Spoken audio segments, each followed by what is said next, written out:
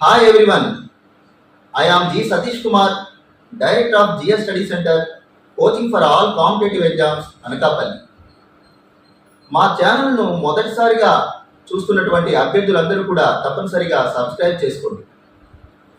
AP mega DSC 2025లో select అయ్యి appointment letters తీసుకున్నటువంటి అభ్యర్థులందరికీ, అలానే మా జిఎస్ స్టడీ సెంటర్ నుండి స్కూల్ అసిస్టెంట్, టీజీటీ, ఎస్జిటీలుగా సెలెక్ట్ అయినటువంటి అభ్యర్థులందరికీ కూడా నా తరపున, మా ఇన్స్టిట్యూట్ ఫ్యాకల్టీ తరపున హృదయపూర్వక అభినందనలు.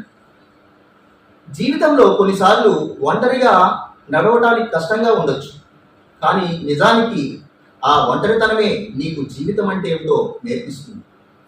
స్వచ్ఛమైన బంగారం కూడా ఒక పరిపూర్ణమైన రూపం రావాలంటే కాలక తప్పదు, కరగక తప్పదు, నలగక తప్పదు, బాధలు తప్పవు. మనిషి జీవితంలో కూడా ఒక ఉన్నతమైన స్థానం పొందాలంటే రకరకాల బాధలు తప్పవు. నీ ఆత్మవిశ్వాసమే నీ శక్తి, నీ కష్టమే నీ విజయానికి పునాది. ఇలాంటి సామెతలు మనం చాలా చదివి ఉంటాం, విని ఉంటాం, అలాగే చెప్పి ఉంటాం.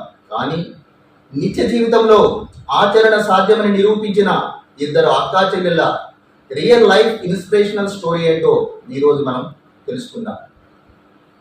అనకాపల్లి పట్టణంలో ఒక నిరుపేద కుటుంబంలో జన్మించి ఊహ తెలియక ముందునే తన తల్లిదండ్రులను కోల్పోయి ఎన్నో ఒడిదుడుగులను, ఎన్నో కష్ట నష్టాలను, ఎన్నో అవమానాలను, ఎన్నో ఆర్థిక ఇబ్బందులను, ఎన్నో నిద్రలేని రాత్రులను ఓర్పుగా భరించి ధైర్యంగా ఎదుర్కొని తన లక్ష్యాలను చేరటం అనేది జరిగింది. వాళ్ళ సక్సెస్ అనేది ఎన్నో లక్షల మంది కాంపిటేటివ్ ఎగ్జామ్స్ ప్రిపేర్ అవుతున్నటువంటి ఆస్పిరెంట్స్కు ఆదర్శంగా నిలుస్తుంది. వాళ్ళ జీవితంలో జరిగినటువంటి యథార్థ సంఘటనలు ఎంతో మందికి స్ఫూర్తినిస్తుంది. అటువంటి రియల్ లైఫ్ ఇన్స్పిరేషనల్ స్టోరీ గురించి ఈరోజు మనం తెలుసుకుందాం. Let us start our interaction. Good morning అమ్మా. First of all, hearty congratulation to both of you. మొదటిగా మీ నేమ్ అండ్ ఎడ్యుకేషన్ క్వాలిఫికేషన్, అలానే మీరు డిఎస్సిలో ఏ పోస్ట్ సెలెక్ట్ అయ్యారో చెప్పండి అమ్మా. నా పేరు పిల్లా కమలా అండి. నేను ఎంఏ హెచ్పిడి చేశాను, అలాగే సెటిల్మెంట్ క్వాలిఫైడ్ అయ్యాను. సో ఈ డిఎస్సి 2025లో నేను టీజీటీ జోన్ 1 10th ర్యాంక్ సాధించాను. అలాగే స్టేట్ క్యాడర్ పోస్ట్ సెలెక్ట్ అయ్యాను. స్టేట్ ఏ పోస్ట్ సెలెక్ట్ అయ్యారమ్మా? స్టేట్ టైమ్ గ్రాడ్యుయేట్ హిందీ అండి. Very good. నా పేరు తులసి అండి. నాది ఎంఏ టీపీటీ నా క్వాలిఫికేషన్. అండ్ నేను ఇప్పుడు డిఎస్సి 25లో school assistant Telugu 9th rank వచ్చింది. ఓకే, మీరు డిస్ట్రిక్ట్ లో జోన్ 1 లో ఎన్నో ర్యాంక్ వచ్చిందమ్మా మీకు Hindi pandit? Zone 1 10th rank. Zone 1 లో 10th ర్యాంక్ వచ్చింది. మీరు district rank school assistant Telugu select అయ్యారు. డిస్ట్రిక్ట్ లో ఏ ర్యాంక్ వచ్చిందమ్మా మీకు? 9th ర్యాంక్ వచ్చింది. అలానే ఇంకో పోస్ట్ కూడా సెలెక్ట్ అయినట్టున్నారు కదా? టీజీటీ 16th ర్యాంక్ వచ్చింది. జోన్ 1 లో 16th ర్యాంక్ వచ్చింది. అంటే మీరు 2 పోస్టులు సెలెక్ట్ అయ్యారు. TGT and school assistant Telugu post మీకు సెలెక్ట్ అవ్వడం జరిగింది. ఓకే, తర్వాత మీ ఫ్యామిలీ బ్యాక్గ్రౌండ్ ఒకసారి చెప్పండి అమ్మా. మీ ఫ్యామిలీ బ్యాక్గ్రౌండ్. సార్, నాకు చిన్నప్పుడే పేరెంట్స్ చనిపోయారండి. కొన్ని అనారోగ్య కారణాల వల్ల ఇద్దరిని కోల్పోయాను. అప్పటి నుంచి కూడా మా తాతయ్య గారే, ఆర్సి నాగభూషణరావు గారు అతని పేరు, కానీ ఎవరికి కూడా అతను మా తాతయ్య తెలియదు. ఎందుకంటే చిన్నప్పటి నుంచి కూడా అతనే మాకు తండ్రిగా అతను మమ్మల్ని చాలా కష్టపడి పెంచడం జరిగింది. అతను ఒక సినిమా థియేటర్లో వర్క్ చేస్తూ 2,000 జీతానికి కష్టపడుతూ మా ఇద్దరు చదువుని కొనసాగించారు. మాకు తల్లి తండ్రి ప్రేమ తెలియదు, కానీ తాతయ్య అమ్మమ్మ మమ్మల్ని చిన్నప్పటి నుంచి కూడా తల్లిదండ్రుల కన్నా చాలా ఎక్కువగా పెంచడం జరిగింది. అనారోగ్య కారణాల వల్లే అమ్మగారు కూడా చనిపోయారు. సో అప్పటి నుంచి మేము తాతయ్య గారి దగ్గరే పెరిగాము. తాతయ్య గారికి కూడా ఆ తక్కువ జీతంతో మమ్మల్ని పెంచడం చాలా ఇబ్బందిగా అనిపించినప్పుడు మేము 10th చదివిన తర్వాత కొన్ని ఇన్స్టిట్యూషన్స్లో, అంటే ప్రైవేట్స్ అవి చెప్తూ, తర్వాత నా ఇంటర్ అయిన తర్వాత నేను కొన్ని పాఠశాలలో కూడా 600 జీతానికి నేను ఒక స్కూల్లో ఒక చిన్న క్లాస్కి టీచర్గా జాయిన్ అయ్యాను. సో అప్పటి నుంచి కూడా నేను ఇలాగే ప్రైవేట్ స్కూల్స్లో వర్క్ చేస్తూనే నా యొక్క చదువు అంతా కొనసాగింది. మీ పేరెంట్స్ అదే మీరు ఎక్కడ, మీరు పుట్టేది ఎక్కడ, మీ బర్త్ ప్లేస్ ఎక్కడ మీరు? పుట్టింది అనకాపల్లి సార్. అనకాపల్లిలో. అంటే మీ తల్లిదండ్రులు చిన్నప్పుడే చనిపోయారు అన్నారు కదా, మీ తల్లిదండ్రులు మీరు పుట్టే టైంకి, మీకు ఊహ తెలిసే టైంకి ఉన్నారమ్మా? అంటే నేను ఊహ తెలిసిన తర్వాత, నేను పెరిగిన తర్వాత ఒక 2 సంవత్సరాల తర్వాత చెల్లి పుట్టింది సార్. చెల్లికైతే పుట్టిన తర్వాతే తెలియదు. ఓకే. ఇంకా అప్పటి నుంచి ఇంకా తాతయ్య గారి సంరక్షణలోనే ఉన్నాను సార్. మీ తాతగారు ఏం చేసేవాళ్ళమ్మా? మా తాతయ్య గారు సినిమా థియేటర్లో పనిచేస్తారు. తాతగారి పేరేంటమ్మా? ఆర్సి నాగభూషణ్ గారు. ఆర్సి నాగభూషణరావు. ఆర్సి నాగభూషణరావు గారి సంరక్షణలోనే మీరు పెరిగి పెద్ద అయ్యారు, ఎడ్యుకేషన్ కూడా కొనసాగింది. అవును సార్. ఆహా. తర్వాత మరి మీ ఎడ్యుకేషన్ ఎలా కొనసాగింది అంటే 10th, ఇంటర్, డిగ్రీ, అలాగే మీరు హెచ్పిటి ట్రైనింగ్ అయ్యారు, అలాగే నెట్ కూడా క్వాలిఫై అయ్యారు కదండి. మరి ఇంత పై స్థాయి వరకు మీరు చదువుకొని వచ్చారు, కానీ మరి ఇది ఏ విధంగా మీకు సపోర్ట్ అయింది? ఎవరు సపోర్ట్ చేశారు? మీరు ఈ జర్నీలో, మీ ఎడ్యుకేషన్ జర్నీలో మీరు ఫేస్ చేసినటువంటి ఒడిదుడుకులేంటి? మీకు ఎకనామికల్గా ఎవరు సపోర్ట్ చేశారు? ఆ వివరాలు కూడా చెప్పండి అమ్మా. నేను 1 to 7th క్లాస్ పిఏయుపి స్కూల్లో చదివాను సార్. సో అక్కడ 7th అయిపోయిన తర్వాత నన్ను చదివించాలా వద్దా అన్న ఆలోచనలో ఉన్నప్పుడు 7th క్లాస్లో ఆ స్కూల్లో నేను స్కూల్ ఫస్ట్ రావడంతో శ్రీరామ్మూర్తి సార్ గారు నాకు ఒక సైకిల్ కొనిచ్చి 8th and 10th ఎంఏ స్కూల్లో జాయిన్ చేయండి. ఎక్కడమ్మా? AMA English medium school Kasimkota. So ఆ స్కూల్లో జాయిన్ చేయండి, సైకిల్ పాపకి ఉపయోగపడుతుంది, వెళ్ళి వస్తుందని చెప్పి అప్పుడు మాటలకి సార్ నన్ను అక్కడ మా ఫాదర్ జాయిన్ చేయడం జరిగింది, గ్రాండ్ ఫాదర్. సో అక్కడే 8th and 10th నాది ఎంఏ స్కూల్లో అయింది. తర్వాత ఇంటర్ నేను సాయికులం కాలేజ్ చదివాను. ఇంకా అప్పటి నుంచి కూడా నేను ఇంకా రెగ్యులర్ స్టడీని ఆపేసి ప్రైవేట్ స్కూల్స్లో వర్క్ చేస్తూ 600 జీతాన్ని నేను. అంటే ఇంటర్మీడియట్ వరకు కూడా రెగ్యులర్ గా స్టడీ అనేది అయింది. తర్వాత డిగ్రీకి వచ్చేసరికి డిస్టెన్స్ మోడ్ లో మీరు ఎడ్యుకేషన్ కంటిన్యూ చేశారు. ఆర్థిక సహకారం అది ఏమీ లేదు సార్. ఇంకా తాతగారు సంపాదన అన్నది మాకు సరిపోదు కాబట్టి మేము అక్కడి నుంచి డిస్టెన్స్ ఎడ్యుకేషన్ స్టార్ట్ చేసాము. స్కూల్లో వర్క్ చేస్తూ వచ్చిన జీతాలను యూజ్ చేసుకొని ఇంటర్, డిగ్రీ, పీజీ కూడా మొత్తం అంతా కూడా డిస్టెన్స్ మోడ్ అనేది. పీజీ కూడా మీరు డిస్టెన్స్ మోడ్ లోనే చేశారు, డిగ్రీ కూడా డిస్టెన్స్ మోడ్ లోనే చేశారు. మరి పీజీ ఏంటి చేశారమ్మా మీరు? MA Hindi sir, MA special. MA Hindi చేశారు. మరి హిందీ అనేది ఇప్పుడు ప్రాథమిక, మాధ్యమిక అది ఎక్కడ చదువుకున్నారు? మరి నేను 7th క్లాస్ లో ఉన్నప్పుడు నా గురువు గారు హిందీ మేడం. చెప్పండి అమ్మా, పేరు చెప్పండి అమ్మా. మీరు పెట్టినటువంటి ఇదేనమ్మా ఆవిడ ఆధారం, ప్రాథమిక మాధ్యమిక అనేది. అది అప్పుడు అంత ఐడియా ఇవ్వడం వలనే ఈరోజు పోస్టింగ్ అనేది రావడం జరిగింది. చెప్పండి అమ్మా, ప్రాథమిక ఆవిడ పేరు చెప్పండి. పేరు గుర్తులేదు, పర్వాలేదండి. హిందీ మేడం ద్వారా మీరు ప్రాథమిక, మాధ్యమిక, రాష్ట్రాలు అనేది మీరు కంప్లీట్ చేసుకున్నారు.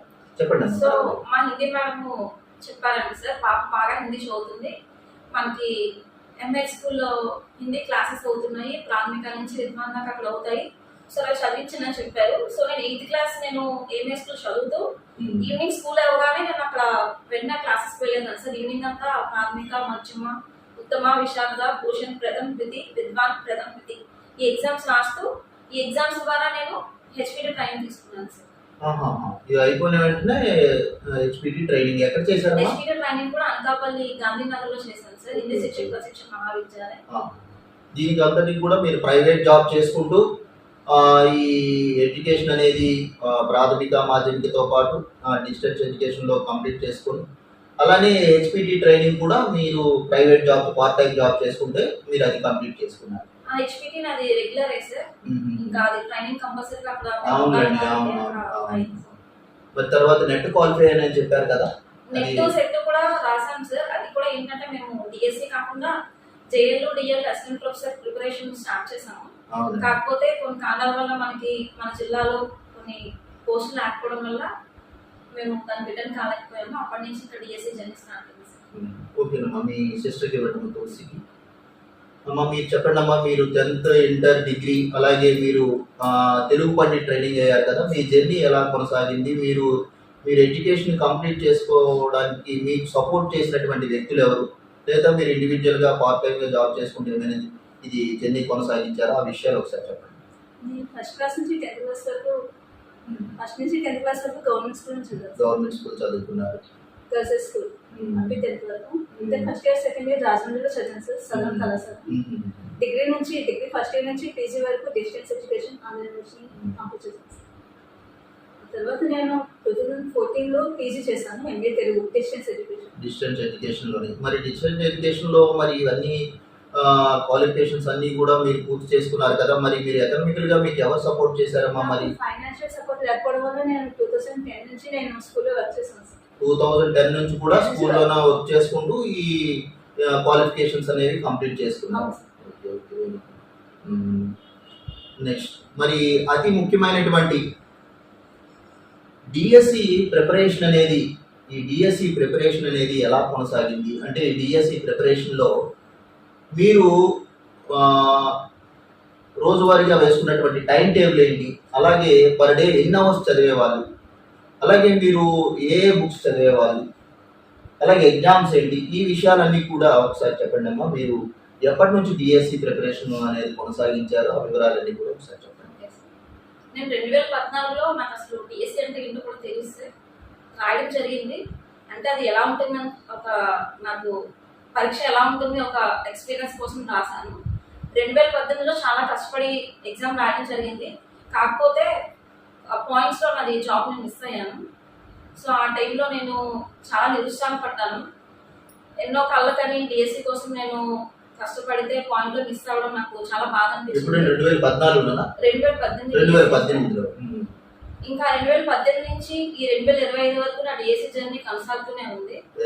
ప్రైవేట్ స్కూల్స్ లో వర్క్ చేస్తూ చదవాలని అనుకున్నాను, కానీ మా ఇంటి వాతావరణం అంటే నాకు 2 చిన్నపిల్లలు అవడంతో, నేను నా భర్త నా పిల్లలు ఇంకెవరూ లేకపోవడంతో సపోర్ట్ లేక, సో నేను ఇంటి దగ్గరే ఉండి 2018 నుంచి 2025 వరకు చదువుతూనే ఉన్నాను. ఇంచుమించుగా 7 years మీరు ప్రిపరేషన్ కంటిన్యూ చేశారు 2018 నుంచి. అంటే నెక్స్ట్ మా హస్బెండ్ కూడా కొంత నన్ను ప్రోత్సహించి చదవడానికి ఎంకరేజ్ చేశారు. ప్రైవేట్ స్కూల్లో జాయిన్ అవుదామన్నా సరే తక్కువ టైం ఉంటుంది, చదవడానికి సరిపోదు, ఎప్పుడు నోటిఫికేషన్ రిలీజ్ చేస్తారో తెలియక సో ప్రైవేట్ స్కూల్ కూడా ఆపేసి ఈసారి ఎలా అయినా సరే నేను అడుగు పెడితే గవర్నమెంట్ స్కూల్లోనే అడుగు పెట్టాలి అన్న నేను చాలా స్ట్రాంగ్గా డిసైడ్ అయ్యాను. సో ఈ 2025లో నేను అది సాధించి నా భర్త దగ్గర నా పేరుని నిలబెట్టుకున్నాను. దానికైతే నాకు చాలా హ్యాపీగా ఉంది. మీ భర్తతో పాటు పైన ఉన్నటువంటి తల్లిదండ్రులు కూడా హ్యాపీగా ఫీల్ అవుతారమ్మా. ముఖ్యంగా మీ తాతయ్య గారు మీకు చిన్నప్పటి నుంచి మీ తల్లిదండ్రులు లేనటువంటి లోటును అతను చూసుకొని మిమ్మల్ని చదివించి పెంచి మీరు మంచి పొజిషన్ ఉన్నారు కాబట్టి అతను చాలా హ్యాపీగా ఫీల్ అయి ఉంటారని అనుకుంటున్నాను. అయితే మీరు మీ డిఎస్సి ప్రిపరేషన్ అనేది మరి టైం టేబుల్ ఏ విధంగా వేసుకున్నారమ్మా? అంటే ఏ సబ్జెక్ట్స్ ఎప్పుడు చదవాలి ఏంటి అనేది మరి సిలబస్ ప్రకారం మరి ఏ విధంగా టైం టేబుల్ వేసుకున్నారు? సో మాది హిందీ సబ్జెక్ట్ అవడం వల్ల 6th క్లాస్ నుంచి 10th క్లాస్ దాకా ఉన్న టెక్స్ట్ బుక్స్ మొత్తం కూడా ఒక షెడ్యూల్ ప్రకారం ఫాలో అయ్యింది సార్. అంటే టెక్స్ట్ బుక్స్ అంటే గవర్నమెంట్ స్కూల్ టెక్స్ట్ బుక్స్? అవును సార్, గవర్నమెంట్ టెక్స్ట్ బుక్స్. అవి ఏంటంటే ఆల్రెడీ స్కూల్స్ లో నేను వర్క్ చేయడం వల్ల టీచింగ్ 15 years ఎక్స్పీరియన్స్ ఉండడం వల్ల నాకు 6 to 10 టెక్స్ట్ బుక్స్ చాలా సహాయపడ్డాయి.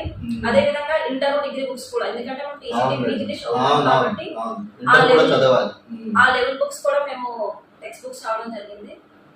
అదే విధంగా లిటరేచర్, హిందీ లిటరేచర్ అనేది మా సముద్రం.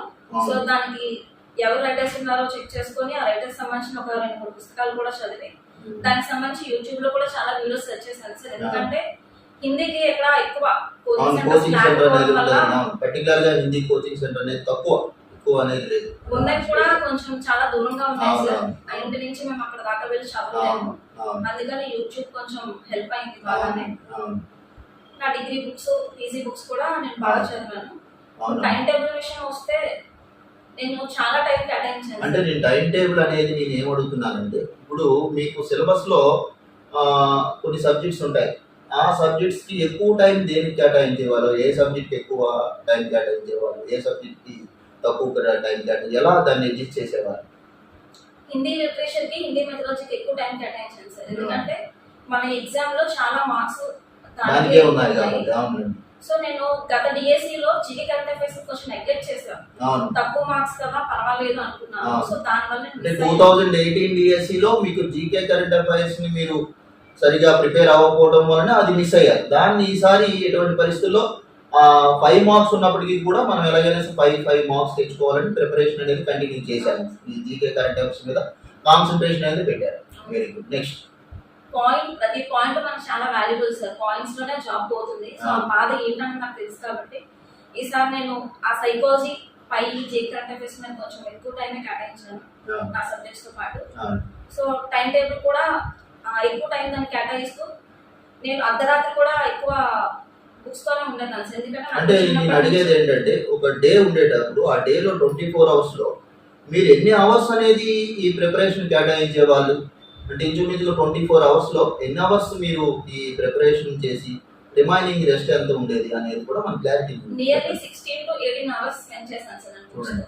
Per day 16 to 18 hours prepare అయితే కానీ ఈ రోజు ఈ సక్సెస్ అనేది రాలేదు. ప్రిపరేషన్ అనేది 16 to 18 hours అంటే చాలా గ్రేట్ అండి. అందు గురించే ఈ రోజు ఆ సక్సెస్ అనేది వాళ్ళకి వచ్చింది. కంటిన్యూ చేయమన్నా. ఎక్కువ అంటే పుస్తకాలకే నేను టైం ఇవ్వాలని అనుకున్నాను సార్. నాకు ఉన్న టైం కూడా నేను చాలా యూజ్ చేసుకోవాలి. సో నిద్ర పట్టేది కాదు, ఆకలి అనిపించేది కాదు. సో ఇంకా 24 గంటల్లో ఎంత టైం ఉంటే అంత టైం కూడా నేను పుస్తకం పట్టేదాన్ని.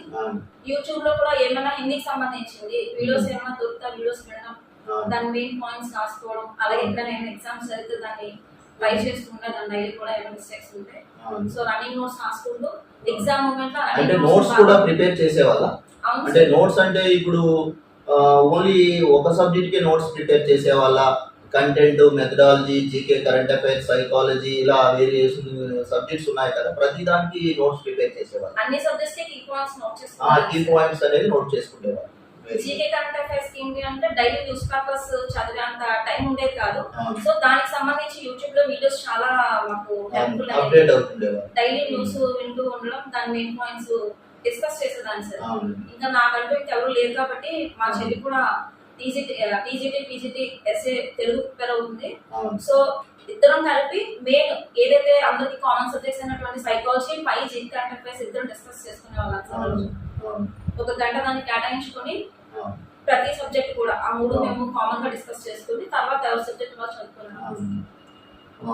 మరి ప్రిపరేషన్ అనేది బాగానే చేశారు. మరి ఎగ్జామ్స్ అనేవి మరి ఏ టైంలో రాసేవాళ్ళు? రోజు రాసేవాళ్ళ లేకపోతే అప్పుడప్పుడు రాసేవాళ్ళ? ఎగ్జామ్స్ రాయడం వల్ల మీకు ఏమైనా బెనిఫిట్ అనేది జరిగిందా? సార్ ఎగ్జామ్స్ అంటే నేను కొన్ని యాప్స్ తీసుకున్నాను సార్ హిందీకి సంబంధించి. యాప్స్ తీసుకున్నప్పుడు వాళ్ళు అందులో డైలీ మాకు ఒక షెడ్యూల్ ఇచ్చేవారు, రోజు ఏం చదవాలి. సో దాని మీద డైలీ ఎగ్జామ్ ఉండేది. సో ఎగ్జామ్ ఉన్నప్పుడు ఏమనిపిస్తుంది అంటే అక్కడ ఉన్న అంతమందిలో కూడా నేను టాప్ లో ఉండాలి అన్న టెస్ట్ తో నేను ఎగ్జామ్స్ ప్రతిరోజు కూడా ఎగ్జామ్స్ రాసేదాన్ని. ప్రతిరోజు ఎగ్జామ్ రాసేవాళ్ళు. సో దాంట్లో మార్క్స్ తగ్గుతుంటే ఎందులో తగ్గుతున్నాయని చెక్ చేసుకొని సో ఆ సబ్జెక్ట్ ని కొంచెం ఇంకా డెప్త్ గా చదవడానికి మాకు ఎగ్జామ్ చాలా హెల్ప్ఫుల్ అయింది. ఎగ్జామ్స్ ప్రతిరోజు రాసేవాళ్ళండి. ఎగ్జామ్స్ రాయటం వల్ల వాళ్ళు ఏ సబ్జెక్ట్ లో మార్క్స్ అనేది కోల్పోయారో ఆ సబ్జెక్ట్ ని ఆ కాన్సెప్ట్ ని మళ్ళీ రిపీట్ చేయడం అనేది జరిగింది. అందు గురించి నెంబర్ ఆఫ్ ఎగ్జామ్స్ అంటే ప్రిపరేషన్ రోజుకి 18 hours చేసినప్పటికీ కూడా ఎగ్జామ్స్ కి కూడా ప్రతిరోజు ఎగ్జామ్ కూడా వాళ్ళు టైం కేటాయించి రాయటం వల్ల ఈ రోజు సక్సెస్ అనేది వచ్చిందండి. నేను చాలాసార్లు వీడియోలో చెప్పాను, ప్రిపరేషన్ ఒకటే. మీరు ప్రిపరేషన్ అంటే ఓన్లీ టెక్స్ట్ బుక్స్ ప్రిపేర్ అవ్వడంతో పాటు ఎగ్జామ్స్ కూడా ఎవరైతే నెంబర్ ఆఫ్ ఎగ్జామ్స్ రాస్తారో వాళ్ళు మాత్రమే సెలెక్ట్ అవుతారు. అదే వాళ్ళు కొనసాగించారు, ఈ రోజు ఆ సక్సెస్ అనేది సాధించారు. వెరీ గుడ్ అమ్మా. ఇప్పుడు తులసి, మీరు మీ డిఎస్సి జర్నీ అనేది ఎలా కొనసాగిందమ్మా? మీరు డిఎస్సి ప్రిపరేషన్ అనేది మీ సిస్టర్ అయితే చెప్పారు, ఇలా టైం టేబుల్ ఇలా వేసుకున్నాను, ఇన్ని అవర్స్ చదివాను, ఎగ్జామ్స్ ఇలా రాశానని ఆవిడ వేలో ఆవిడ చేసినటువంటి ప్రాసెస్ ఎలా ఉందో వాళ్ళు చెప్పారు. మీరు ఎలా ప్రిపేర్ అయ్యారు డిఎస్సి ఎగ్జామ్? సార్ నేను 2015 లో యూజీసీ నెట్ క్వాలిఫై అయ్యాను. Very good. తర్వాత ఏపీ సెట్ 2016 లో క్వాలిఫై అయ్యాను. Very good. AP set qualify అయ్యారు 2016 లో. సో జేఎల్డీఎల్ గా సెట్ అవ్వాలి అంటే UGC net AP set qualify అవ్వాలి మా యూనివర్సిటీలో వెల్మల్ సిమన్ గారు చెప్పారు sir. Very good. So sir చెప్పడం బట్టి నేను ఎగ్జామ్స్ రాసాను. ఫస్ట్ అటెంప్ట్ లోనే 2 క్వాలిఫై చేస్తాను. నెక్స్ట్ నేనైతే స్కూల్లో వర్క్ చేసేదాన్ని సార్. స్కూల్లో వర్క్ చేశాను 22 అంటే 2016 లో క్వాలిఫై అయిన తర్వాత ఎప్పటి నుంచి స్కూల్లో వచ్చి 2010 నుంచి చేశాను అన్నారు కదా? 2015 నుంచి స్కూల్లో వర్క్ చేసుకుంటూ ప్రిపరేషన్ అనేది ప్రిపరేషన్ కంటిన్యూ ఏ చేస్తాను. ఏ ప్రిపరేషన్ అమ్మా? ఈ డిఎస్సికి సంబంధించిన ప్రిపరేషన్?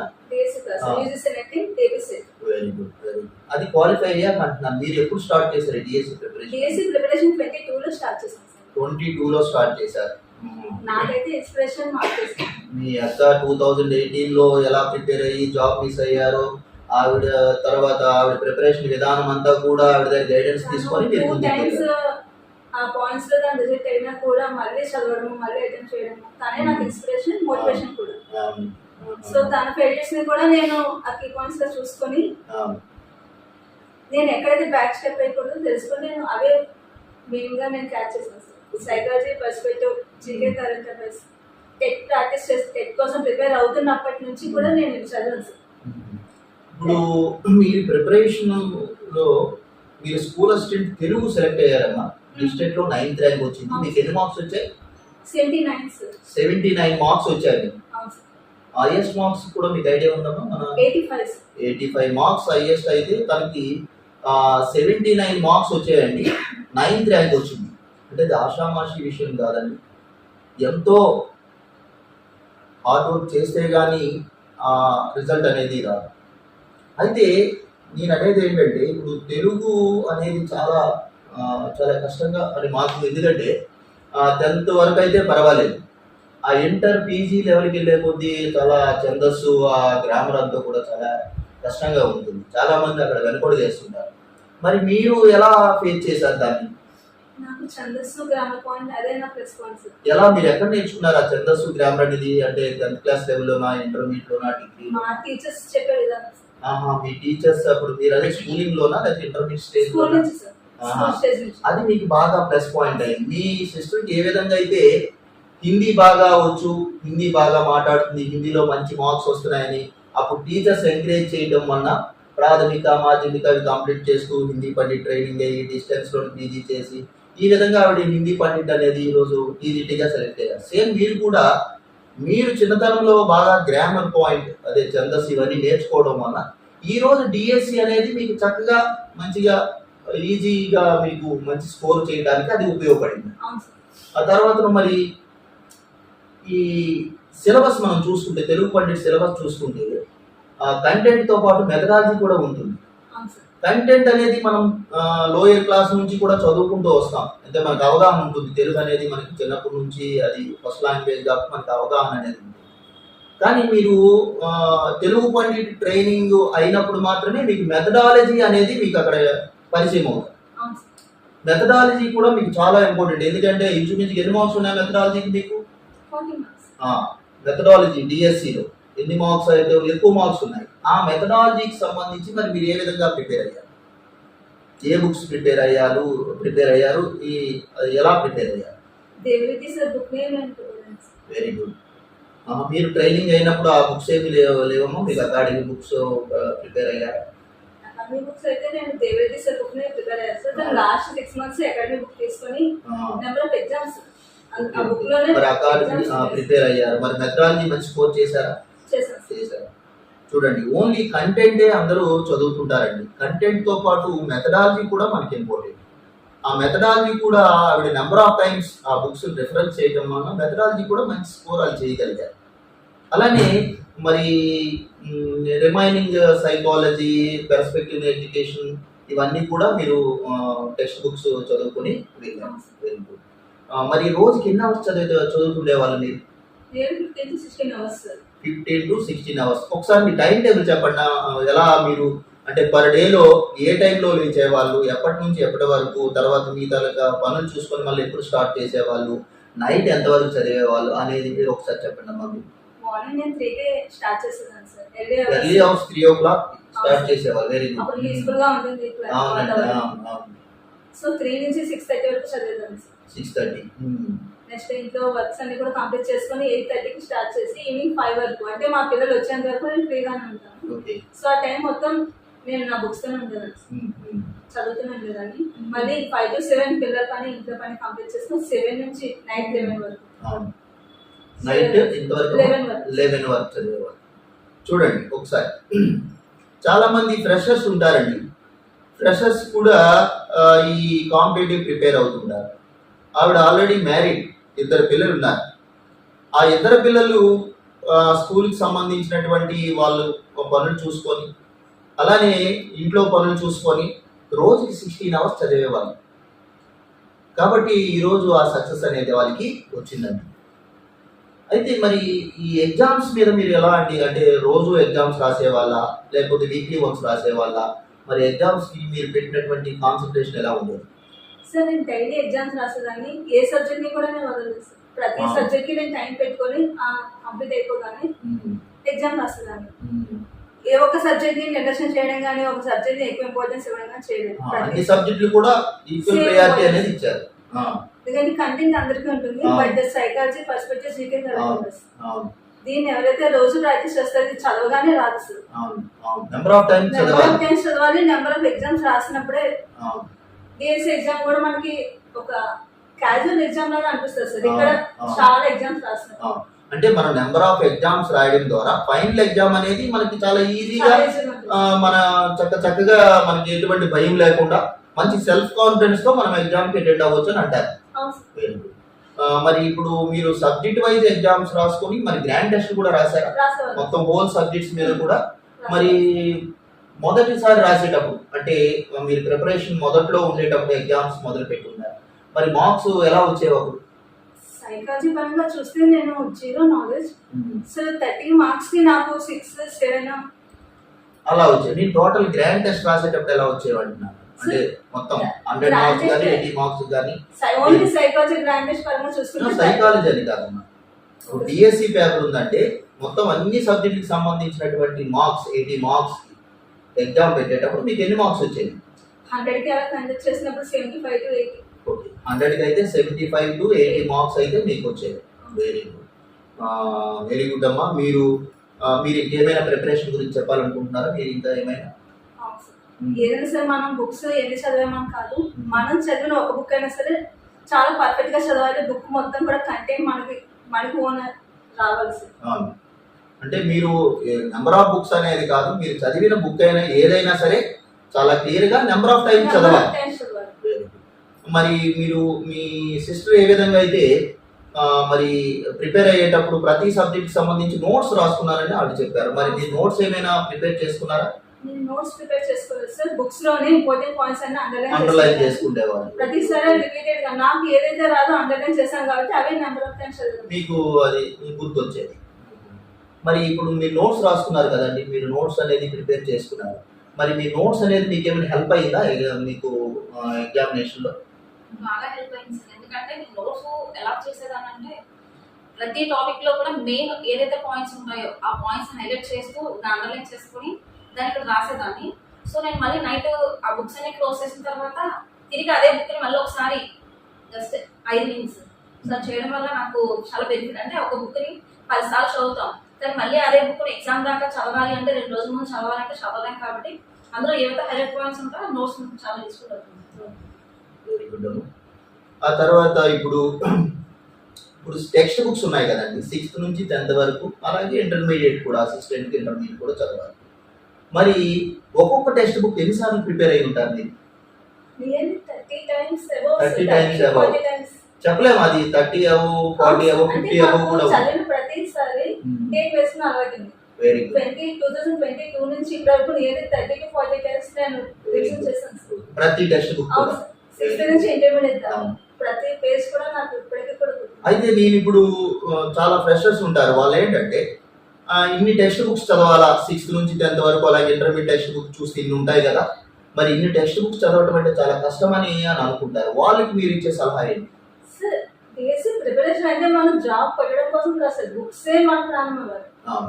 బుక్స్ చదవడం ఒక హ్యాబిట్ సార్, అదొక అలవాటుగా మారిపోయింది. ఎగ్జామ్స్ రాయడము చదవడం ఇదంతా కూడా ఒక అలవాటుగా ఇంట్రెస్ట్ అనేది పెంచుకోవాలి దాని మీద. అంటే నేను అనేది ఏంటమ్మా, ఇప్పుడు ఫస్ట్ టైం మీరు ఒక 8th క్లాస్ టెక్స్ట్ బుక్ ఉంది, తెలుగు టెక్స్ట్ బుక్ ఉంది, 8th క్లాస్ టెక్స్ట్ బుక్ చదవడానికి ఫస్ట్ టైం అయితే మీకు ఎన్ని రోజులు పట్టింది? ఫస్ట్ టైం చదివినప్పుడు nearly 20 days. First time 20 days పట్టింది. మీరు ఇప్పటి నుంచో చదువుతున్నారు కాబట్టి 20 days పట్టింది.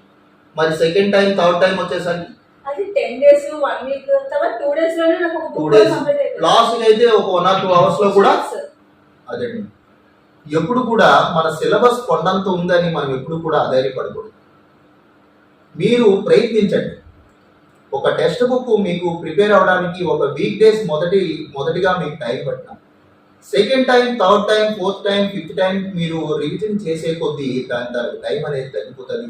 మీకు ఆ సబ్జెక్ట్ ఏదైతే ఉందో ఆ టెక్స్ట్ బుక్ మీద కమాండింగ్ కూడా వస్తుంది. చెప్పేది వాళ్ళు ఆ విధంగా వెళ్ళారు కాబట్టి ఈ ఎగ్జామినేషన్ అయినా సరే, అలా ప్రిపరేషన్ టెక్స్ట్ బుక్ చదివే విధానం అయినా సరే, వాళ్ళు 100% ఆ ప్రాసెస్లో వెళ్ళారు కాబట్టి వాళ్ళు ఈరోజు సక్సెస్ అయ్యారు. ఎగ్జామినేషన్ అంటే వాళ్ళ టైం టేబుల్ వేసుకునే విధానం, సిలబస్లో ఉండేటువంటి సబ్జెక్ట్స్ ఏవైతే ఉన్నాయో ఆ సబ్జెక్ట్స్ అన్నిటికీ కూడా ఈక్వల్గా టైం కేటాయిస్తూ, నోట్స్ ప్రిపేర్ చేసుకుంటూ, అలాగే వాళ్ళకి తెలియని విషయాలు తన సార్స్తో డిస్కస్ చేయడం కానీ, లేకపోతే యూట్యూబ్లో సెర్చ్ చేయడం కానీ, ఈ విధంగా నోట్స్ ప్రిపేర్ చేసుకుంటూ, కరెంట్ అఫైర్స్ని కూడా అప్డేట్ అవుతూ, రోజుకి ఇంచుమించుగా పర్ డే 16 to 18 అవర్స్ వాళ్ళు ప్రిపేర్ అవ్వటం వలన ఈ రోజు ఈ సక్సెస్ అనేది సాధించారు. మరి డిఎస్సి కాంపిటీషన్ ఎలా ఉంటుందో మనకు తెలుసు. కొన్ని లక్షల మంది రాస్తారు ఈ ఎగ్జామ్ అనేది. ఈ లక్షల మందిలో డిస్ట్రిక్ట్లోనే ఓ 9th ర్యాంకు, అలా జోన్లోనే 10th ర్యాంక్ రావడం అనేది చాలా అద్భుతమైన విషయం. ఇంకా మనం కొన్ని విషయాలు అడిగి తెలుసుకుందాం. అమ్మ కమల, ఇప్పుడు చాలా పోస్ట్స్ అనేవి ఉంటాయమ్మా, చాలా ఉద్యోగాలని ఉంటాయి. మీరు కేవలం మరి ఈ ఉపాధ్యాయ వృత్తిని ఎందుకు ఎంచుకున్నారు? సార్, ఉపాధ్యాయ వృత్తిని ఎంచుకోవడానికి నాకు ఫస్ట్ రీజన్, నాకు పేరెంట్స్ లేకపోవడంతో నేను ఇంట్లో ఒంటరిగానే ఫీల్ అయ్యాను సార్. సో ఆ టైంలో నాకు అనిపించింది నాకు అందరూ ఉంటే బాగుండు అని. సో అలా అనిపించినప్పుడు నాకు చదువు అంటే ఇష్టం, ప్లస్ చిన్నప్పటి నుంచి పిల్లలతో స్పెండ్ చేయడం ఇష్టం. సో ఆ పిల్లలతో స్పెండ్ చేసే టైం నాకు ఎక్కువ టీచింగ్లోనే దొరుకుతుంది సార్. పిల్లలతో స్పెండ్ చేస్తూ, వాళ్ళకి మంచి నాలెడ్జ్ని అందిస్తూ, వాళ్ళకి మంచి విద్యను అందించాలి అని చెప్పేసి చిన్నప్పటి నుంచి అనిపించేది. మా తాతయ్య గారు కూడా ఒకటే చెప్పేవారు సార్, మనం ఎలా ఉన్నది కాదు, తర్వాత మన వల్ల ఇంకొకటి ఆధారం ఉండాలి. సో మీరు పెద్ద ఒక జాబ్ లో సెలెక్ట్ అయిన తర్వాత 2-3 చదివించనమ్మని చెప్తుండేవారు సార్. సో నేను టీచింగ్ సెలెక్ట్ చేసుకున్నాను. సో జాబ్ వచ్చిన తర్వాత ఎలా అయినా సరే చదువుకోలేని సిచ్యువేషన్ లో ఉన్న పిల్లలు ఎవరైనా ఉంటే మనం చదివించాలి, వాళ్ళకి కూడా ఒక దారి చూపించాలని చెప్పేసి. మీరు మరి ఈ ఉపాధ్యాయ వృత్తిని ఎందుకు ఎంచుకున్నారు? ఉపాధ్యాయ వృత్తి అంటే సార్, నేను ఎక్కువ మంది పిల్లలతో స్పెండ్ చేయడం చాలా ఇష్టం సార్. పైగా మా టీచర్స్ నాకు చిన్నప్పటి నుంచి ఒక పేరెంట్ లాగా, ఒక ఇంట్లో ఫ్యామిలీ మెంబర్స్ లా ఉండేవారు సార్. సో ఎక్కువ మంది ఫ్యామిలీ, నాకు ఫ్యామిలీ అంటే చాలా ఇష్టం సార్, ఎందుకంటే మాకు ఫ్యామిలీ లేదు కదా. సో పిల్లలందరినీ మీ ఫ్యామిలీ లేదని ఎప్పుడు అనుకోవద్దమ్మా, మేమందరం మీ ఫ్యామిలీ అని. మీకు మంచి భగవంతుడు సమాజంలో మీరు ఉన్నతమైనటువంటి స్థానం ఉన్నటువంటి ఉపాధ్యాయ వృత్తి అనేది మీకు లభించింది కాబట్టి మీరు ఇంకా నిరుత్సాహపడవలసిన పని లేదు. ఎప్పుడు కూడా ఒక క్లాస్ రూమ్ లో ఒక 50 to 100 మెంబర్స్ ఉంటారు. మీరు చక్కగా వాళ్ళకి మంచి విద్య చెప్పండి. అందుకే సార్ ఎక్కువ మంది పిల్లలతో టైం స్పెండ్ చేయడం, వాళ్ళతో ఉన్నప్పుడు మనం కూడా చిన్నపిల్లలా మారిపోతాం. సో టీచింగ్ అనేది ఒక స్టూడెంట్ ని ఒక పౌరుడిగా, ఒక సిటిజన్ గా మార్చాలని, ఒక మంచి బాధ్యతగా మార్చాలి. అది ఒక టీచర్ మాత్రమే చేయగలరు. ఈ రోజు నాకు ఒక క్యారెక్టర్ బిల్డప్ అయిందంటే టీచర్ వల్ల. అందు గురించి మీరు టీచర్ కావాలని. ఓకేనమ్మా కమల, మీరు బాగా మీ జర్నీ అంతా ఎడ్యుకేషన్కి సంబంధించినటువంటి జర్నీ, తర్వాత మీ ఫ్యామిలీకి సంబంధించినటువంటి, మీ పేరెంట్స్ చిన్నప్పుడు చనిపోయిన తర్వాత మీరు ఆర్థికంగా ఎటువంటి ఒడిదుడుకులు ఎదుర్కొన్నారు, ఏ విధంగా మీరు ఎడ్యుకేషన్ కొనసాగించారని చక్కగా వివరించారు. అలాగే ముఖ్యంగా డిఎస్సి ప్రిపరేషన్ గురించి కూడా చాలా ముఖ్య విషయాలు చెప్పారమ్మా. అయితే ప్రస్తుతం ఎగ్జామినేషన్స్ అంటే కాంపిటేటివ్ ఎగ్జామ్స్ ప్రిపేర్ అవుతున్నటువంటి ఆస్పిరెంట్స్కు, అలాగే ముఖ్యంగా త్వరలో రాబోయేటువంటి టెట్, నెక్స్ట్ ఇయర్ డిఎస్సి కూడా మళ్ళీ ఉంటుందంటున్నారు. ఈ టెట్ డిఎస్సికి ప్రిపేర్ అవుతున్నటువంటి ఆస్పిరెంట్స్కి మీరు ఇచ్చేటువంటి సూచనలు, సలహాలు ఏంటి చెప్పండి. మనం ఎవరైనా సరే ఏ కాంపిటేటివ్ ఎగ్జామ్స్ ప్రిపేర్ అవుతున్నా సరే ఫస్ట్ మనలో ఒక కసి ఉండాలి సార్. అంటే అది ఎలా అయినా సాధించాలి అన్న తపన మనలో ఎప్పుడైతే ఉంటుందో ఆటోమేటిక్గా మనం సక్సెస్ రీచ్ అవ్వగలం. సో నేను స్టార్టింగ్లో అంటే ఈ ఎడ్యుకేషన్ ఇదంతా మా కష్టంతో మేము చేసినా సరే, కొంతమంది ఫ్రెండ్స్ కూడా మాకు బుక్స్ రూపంలో, కొంతమంది యాప్స్ కూడా మాకు పర్చేస్ చేసి ఇవ్వడం జరిగింది మేము కొనుక్కోని స్థితిలో ఉండడం వల్ల. సో మేము వాటిని బాగా యూజ్ చేస్తున్నాము. ఇప్పుడున్న ఎవరైతే ఎగ్జామ్స్ ప్రిపేర్ అవుతున్నారో వాళ్ళందరికీ చెప్పాను ఒకటే, సో ఒక బెస్ట్ కోచింగ్ సెంటర్లో జాయిన్ అవ్వండి. కోచింగ్ సెంటర్లో జాయిన్ అయిన తర్వాత వాళ్ళు క్లాసెస్ చెప్పేస్తే అయిపోతుంది, వినేస్తే వెళ్ళిపోతాము అంటే అవ్వదు సార్. ఎందుకంటే పక్కాగా మనం అక్కడ అయిపోయింది, మళ్ళీ ఇంటికి వెళ్ళి మనం దాన్ని రివైజ్ చేయగలగాలి. దానికి సంబంధించిన ఇంకేమైనా సమాచారం ఉంటే సేకరించాలి సార్. అంటే వీళ్ళు చెప్పేది ఏంటంటే కేవలం కోచింగ్ సెంటర్లో చెప్పినటువంటి క్లాసెసే కాకుండా ఏ క్లాస్ చెప్పినా దానికి సంబంధించినటువంటి రిమైనింగ్ డేటా కూడా మనం కలెక్ట్ చేసుకొని దాన్ని కూడా ప్రిపేర్ అవ్వాలని చెప్తున్నారు. ఇంకా ఇంకా మీరు ఏం చెప్దలుచుకున్నారు? నాకు ఇక్కడ హిందీకి తర్వాత ఇంకో విషయం మా మధ్యలో అడ్డుపడుతున్నాను. మీరు ఏ లక్ష్యం అయితే ఎన్నుకున్నారో అది చాలా మనసులో చాలా గట్టిగా కసిగా ఉండాలి అని చెప్తున్నారు. నేను చూసినటువంటి ఈ యాస్పిరెంట్స్ చాలా మందిని చూశాను. మొదటిగా చాలా గట్టిగా అనుకుంటారు. దాన్ని కంటిన్యూ చేసిన వారు మాత్రమే, అంటే ఎప్పటి వరకు అప్ టు ఫైనల్ ఎగ్జామ్ వరకు కూడా మీరు అనుకున్న లక్ష్యం సంబంధించిన ఎగ్జామ్ ఏదైతే ఉందో అప్పటి వరకు కూడా ఎవరైతే కంటిన్యూ చేస్తారో వాళ్ళు మాత్రమే సక్సెస్ అవుతారు. వాళ్ళు 2018లో వాళ్ళు ప్రిపరేషన్ స్టార్ట్ చేసి 2025 ఫైనల్ ఎగ్జామ్ వరకు కూడా ప్రిపరేషన్ వాళ్ళు ఏం చెప్పారో టైం టేబుల్ ప్రకారం వాళ్ళు కంటిన్యూ చేశారు కాబట్టి ఈరోజు సక్సెస్ అయింది. కాబట్టి మనం అనుకున్నట్టే అది జరిగిపోదు, దాన్ని కంటిన్యూ చేయాలి. ఎన్నో ఒడిదుడుకులు వస్తాయి, ఎన్నో ఆటుపోట్లు వస్తాయి, ఎన్నో ఆర్థిక ఇబ్బందులు వస్తాయి, ఎన్నో నిద్రలేని రాత్రులు గడపాల్సి వస్తుంది. అవన్నీ తట్టుకోవాలి. తట్టుకుంటే మనకు ఒక మంచి రోజు, నువ్వంటే సమాజానికి ఏంటో తెలిసే రోజు ఖచ్చితంగా వస్తుంది. అది వీళ్ళిద్దరూ కూడా నిరూపించారు. చెప్పండి అమ్మా, ఇంకా ఏమైనా? సార్ నేను హిందీ కోచింగ్కి ఎందుకే వెళ్ళిన సిచ్యువేషన్లో మా husband net centre sir. So అక్కడికి ఒక ఇద్దరు చెప్పడం జరిగింది. అనకాపల్లిలో మన దగ్గరలోనే అదేనమ్మా, ఉంది. మీ ప్రిపరేషన్ అంటే మీరు సక్సెస్ అవడానికి మా జిఎస్ స్టడీ సెంటర్ అనేది మీకు ఏ విధంగా సహాయపడింది? చెప్పాను కదా సార్, ఇప్పుడు అంటే నేను ఎక్కడికి వెళ్ళే సిచ్యువేషన్ లో మా హస్బెండ్ కి ఇలా అనకాపల్లిలోనే మన దగ్గరలోనే కోచింగ్ సెంటర్ ఉంది, ఒకసారి పంపించు అని చెప్పి వాళ్ళ ఫ్రెండ్ చెప్పడం జరిగింది. సో సరే అని చెప్పేసి జిఎస్ స్టడీ సెంటర్ నుండి వచ్చాను. సో అక్కడ డెమో క్లాసెస్ అవుతున్నాయి, డెమో క్లాసెస్ వినండి, నచ్చితే జాయిన్ అవ్వండి అని చెప్పేసి అది కూడా విన్నాను. సరే అని చెప్పేసి నేను వచ్చి డైరెక్టర్ సార్తో మాట్లాడాను. ఫస్ట్ క్లాస్ నాకు జీఈ కరెంట్ అఫైర్స్ క్లాస్ వెళ్ళగానే నాకు చాలా హ్యాపీ ఫీల్ అయ్యాను సార్. ఎందుకంటే రాము సార్ చెప్పిన క్లాస్ చాలా ఎక్సలెంట్గా ఉంది సార్. ఒక కీ పాయింట్ తీసుకొని దానికి సంబంధించిన మొత్తం డేటా అంతా బోర్డు అంతా నింపేస్తుంటే ఇంత నాలెడ్జ్ వాళ్ళకి ఎలా వస్తుంది, అసలు ఎలా ఇంత నేర్చుకున్నారు అని చెప్పేసి ఇంకా ఈ సబ్జెక్ట్ అయితే నాకు చాలా యూజ్ అవుతుంది. ఆ రోజే నేను మొత్తం జీకేలో మార్క్స్ గెయిన్ చేయగలను నాకు కాన్ఫిడెన్స్ వచ్చింది sir. Very good. Next day కూడా psychology Shivapalli sir class demo ఉంది, అది కూడా విన్నాను. సో నేను మెయిన్ ఏంటంటే ఈ psychology perspective education GK current కోసమే నేను GS study circle Hindi assistant కి సంబంధించి మనం సపరేట్ గా హిందీ కంటెంట్ కానీ మెథడాలజీ కానీ ఏం టీచ్ చేయలేదండి. కేవలం తనైతే మాత్రం మా జిఎస్ ఇన్స్టిట్యూట్ కి GK and current affairs and psychology perspectives education classes కి అటెండ్ అయ్యేవారు. చెప్పండి. సో ఆ క్లాసెస్ నాకు చాలా ఉపయోగపడ్డాయి. ఆ 2 డెమోలు వినగానే నేను సార్తో మాట్లాడి ఫీజు కట్టి అదే రోజు సార్ నాతో ఒక మాట అన్నారు. అప్లికేషన్ నింపుతున్నప్పుడు అన్నారు సార్, మీరు ఇప్పుడు అప్లికేషన్ ఎలా అయితే నింపుతున్నావో ఇక్కడ నుంచి వెళ్ళిన తర్వాత జాబ్ వచ్చి మళ్ళీ నాకు చెప్పాలి అన్నారు. సో నేను ఆ రోజే డిసైడ్ అయ్యింది సార్, ఎలా అయినా సార్ జాబ్ తెచ్చుకోవాలి, ఆ మాట నిలబెట్టుకోవాలి అనుకున్నాను. నెక్స్ట్ అలా మన జిఎస్ స్టడీ సెంటర్ లో ఫంక్షన్ లో కూడా నేను ఇదే మాట చెప్పాను సార్, ఎలా అయినా సరే సాధించి మళ్ళీ లేదండి. కొన్ని ఇప్పుడు ఈ December 26 వస్తే ఈ GS study centre 10 years complete చేసుకుంటాం. కొన్ని వేల మంది స్టూడెంట్స్ నేను చూస్తుంటానండి. వాళ్ళు ఫస్ట్ లో వచ్చే ఒక వీక్ డేస్ 10 days ఇలా అయ్యేసరికి వాళ్ళ తాలూకు డిసిప్లిన్, వాళ్ళ రెగ్యులారిటీ, వాళ్ళ తాలూకు ప్రిపరేషన్, వాళ్ళ మార్క్స్ చూసి మనం ఖచ్చితంగా మనం చెప్పొచ్చు వాళ్ళు సెలెక్ట్ అవుతారా లేదా. ఖచ్చితంగా ఆ అమ్మాయికి అయితే ఆ రోజు ఆవిడ జీకే కరెంట్ అఫైర్స్ క్లాస్ కానీ సైకాలజీ క్లాసెస్ కానీ అటెండ్ అయ్యి నోట్స్ రాసుకునే విధానం, సార్ తెలుగులో చెప్తే దానికి హిందీలో ట్రాన్స్లేషన్ చేసుకొని రాసుకునేది ఆవిడ. అంత కష్టంగా ఇదయ్యి కూడా చక్కగా అది అర్థం చేసుకొని మంచిగా వెళ్ళింది. ఆ రోజు మనసులో అనుకున్నాను, ఇంటికి తప్పనిసరిగా జాబ్ వస్తుంది అమ్మా, నువ్వు జిఎస్ ఇన్స్టిట్యూట్ నుంచి ఖచ్చితంగా హిందీ పండితుడిగా సెలెక్ట్ అవుతాను. ఆ రోజు నన్ను తదా సరే అలాగే జరిగింది.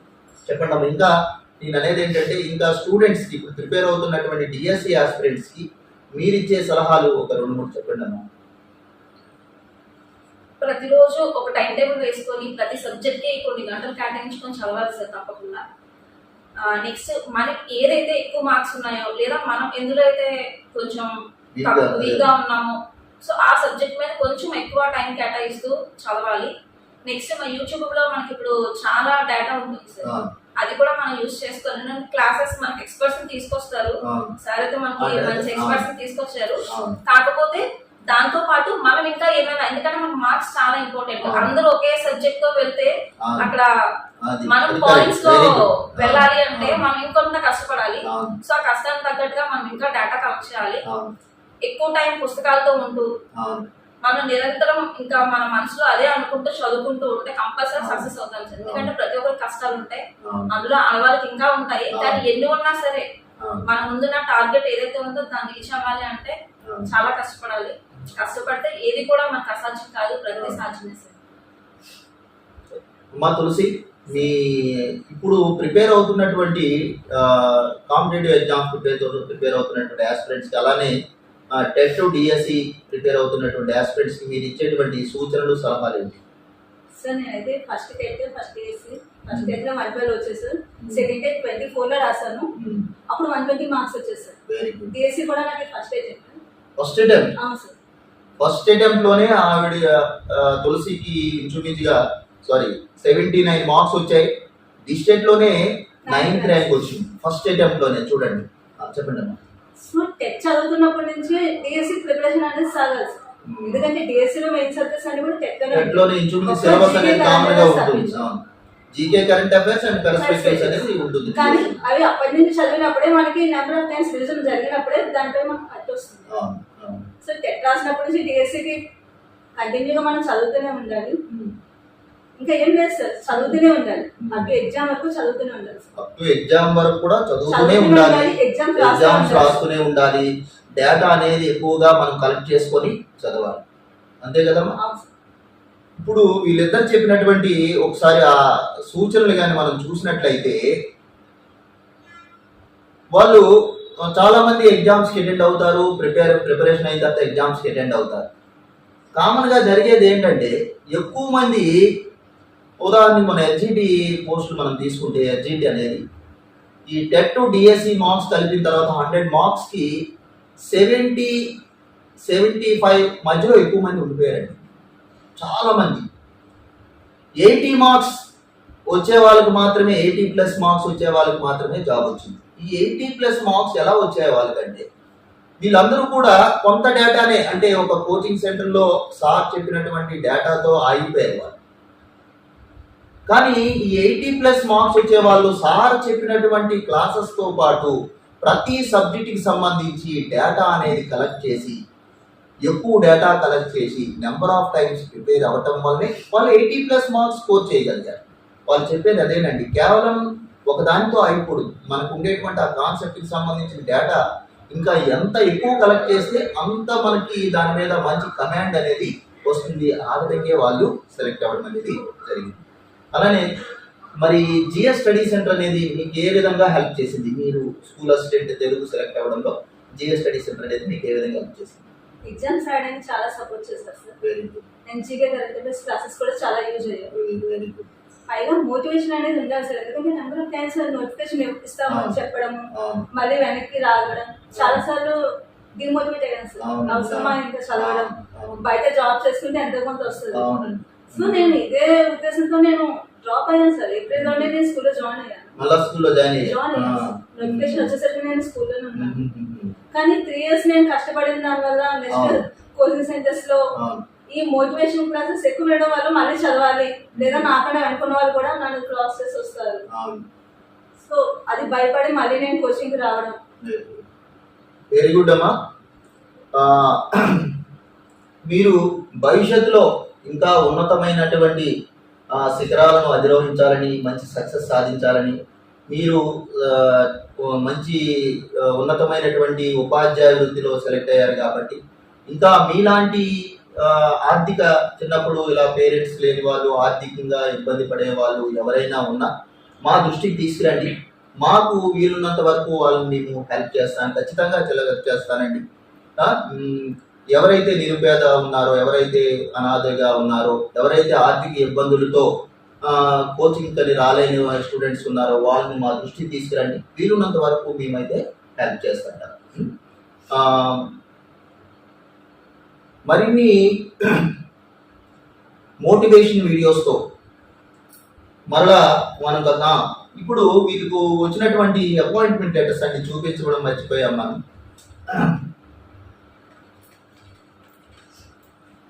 వీళ్ళు మన అమరావతిలో మన రాష్ట్ర ముఖ్యమంత్రి అయినటువంటి నారా చంద్రబాబు నాయుడు గారి చేతుల మీదుగా వీళ్ళకి అపాయింట్మెంట్ లెటర్స్ ఇవ్వడం జరిగిందమ్మా. మీరు పట్టుకోండి, మీరు కూడా ఇలా చూపించండి. చాలా సంతోషంగా ఉందమ్మా. మా స్టూడెంట్స్ ఈ విధంగా సెలెక్ట్ అయ్యి మంచి స్థానంలో ఉన్నందుకు చాలా హ్యాపీగా ఉంది. మరి ఈ వీడియో మీరు చూసి, వీడియో చాలా మంది చూస్తున్నారు. ఈ వీడియో చూసినటువంటి యాస్పిరెంట్స్ అందరూ కూడా వీళ్ళని ఆదర్శంగా తీసుకొని మీరు కూడా సక్సెస్ సాధించాలని మనస్ఫూర్తిగా కోరుకుంటున్నాను. We will meet again with more videos. Thank you very much.